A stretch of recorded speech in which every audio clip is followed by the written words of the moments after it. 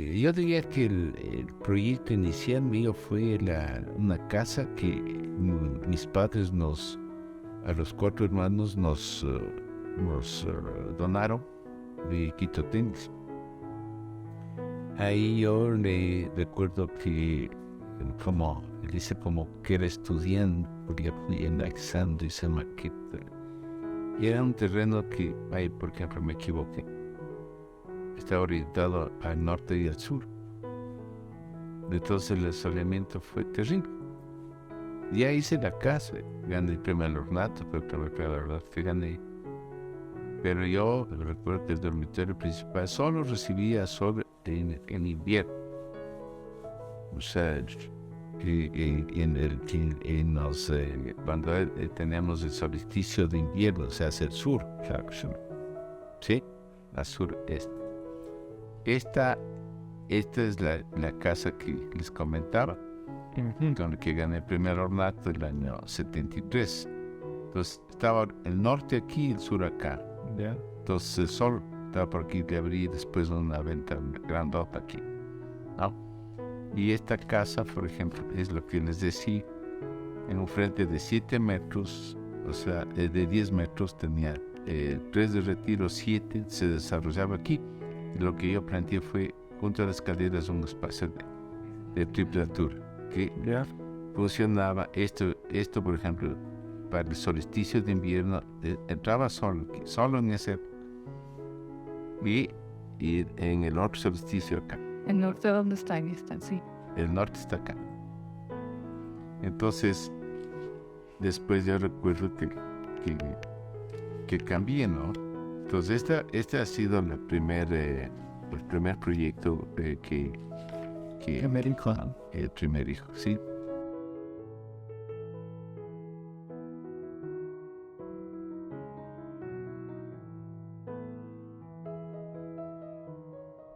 La parte geométrica es la que siempre comienzo yo a hacerlo, ¿no? O sea, el plan más que llamamos a la parte geométrica, ¿no? Yo recuerdo que en la corporación financiera se hizo la geometría tomando una de las paralelas y después le hice simétrico y se agrandó hacia el centro donde van los ascensores. No pusieron el acceso, la mayoría pusieron hacia la patria, nosotros pusimos lateral, o sea, llegando al corazón. Siempre he dicho que en todos los proyectos uno debe llegar en la parte funcional al centro.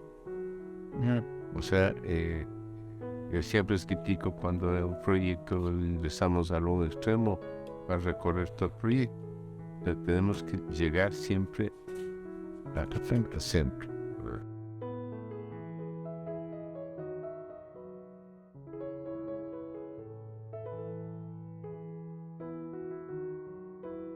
Bueno, en el caso por ejemplo, de Cofieg, ahí esto construyó la empresa Predios y participó con el de Cofieg, participó ahí un ingeniero de residente que vino recién estudiado en Alemania.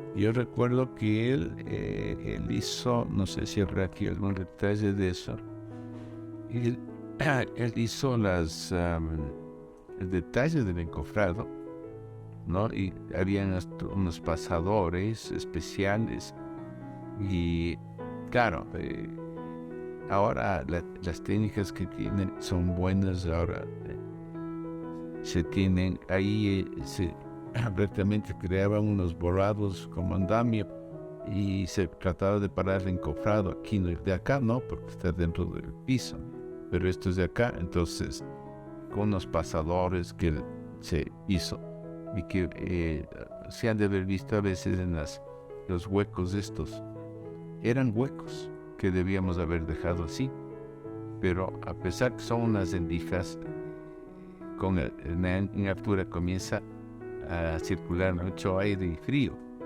entonces se fueron tapando, ¿no? Entonces, y por ejemplo en la corporación financiera ya fue un poquito diferente, porque ya tenían una mejor técnica, ¿no?, para el encofrado. Inclusive todo esto, estas vigas de antepecho son fundidas en sitio, porque son estructurales. O sea, no es que después, como se hace, se funde la estructura, o hay estructura metálica que después se va borrando, ¿no? Aquí es desde el inicio, se arma todo eso. Tuvimos un par de problemas, recuerdo, con los constructores, porque se les... una de estas pantallas no dio la resistencia a tener ruido. Entonces estuvo ahí como 3 meses y ya casi ya había la orden de fiscalización de derrocar. Un caso en otro hubo un desplome casi de 10 centímetros, en uno de los, justo por los encofrados allá en altura, que se hace más difícil. Entonces, pero bueno, ahí se llegó a una solución salomónica para no pelearnos con los constructores y logramos con las juntas ir corrigiendo estos módulos.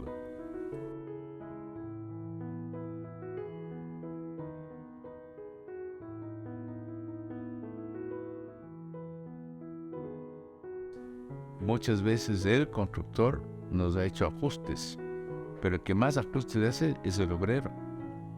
El obrero, el albañil, tocado con maestros mayores que, sin haber estudiado, tienen la cuestión esta práctica y nos dan vueltas a los arquitectos.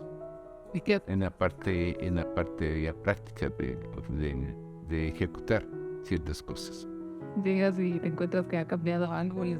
No, sino que antes de fundir o de trabajar, dice el arquitecto, ¿no le parece que mejor sería si se analice? Claro, estaría.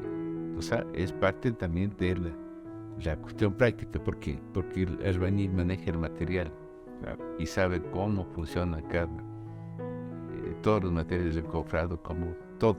Sí. ¿Sí? Entonces, eso, cuando ustedes ya estén de profesionales, les va a ocurrir eso. O sea, uno tiene que colaborar con ellos y no cerrar, no, yo soy el que mando, no. O sea, todas las cosas uno tiene que aceptar después de razonar y ver que así uno esté equivocado, hay que aceptar. Claro, ¿no?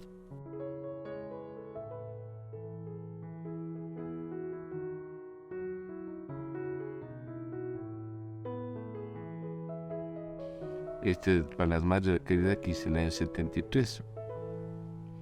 O sea, gané el primer ornato con mi casa y me contrataron los monjitas. Entonces, está al final de la calle Madrid, detrás del casal de la Floresta, en el que las monjitas, el otro día que pasé por ahí, le han enlucido todo el hormigón, viste, y le han pintado de amarillo, ¿verdad? Entonces yo recuerdo que era una casa de descanso para las madres que tenían problemas de cansancio, tenían una operación, un tratamiento médico, iban acá. Después, como ya comenzó a llenarse más ancianas, se convirtió en ancianato. No. Entonces ahí los detalles, ¿no? Me acuerdo que así dibujamos los detalles. Esta perspectiva le hice, ¿no? Tengo la original de esta.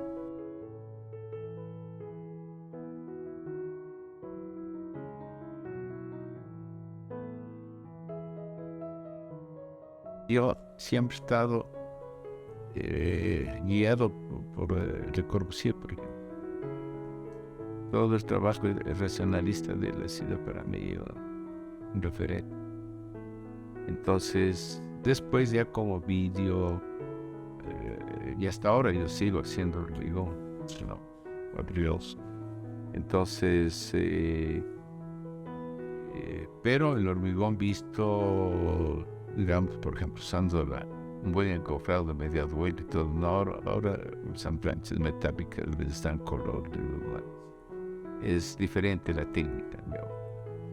Entonces, ha sido un material que inclusive permite experimentar yo recuerdo este mural del edificio Paco, ahí dirigiendo con estiroporo los elementos en bajo relieve, ¿no? Fue difícil. Ahí que el obrero, por ejemplo, el maestro, lo entiende. Entonces, yo recuerdo que estuve ahí, ¿no? Pero experimentando también. Y claro, el rato que se funde, puches, ojalá. Y también puede haber casualismos, como cuando haces acuarela. Claro, claro. Que tú lanzas un color, después se mezcla y no es que has pensado eso. Se llama casualismo.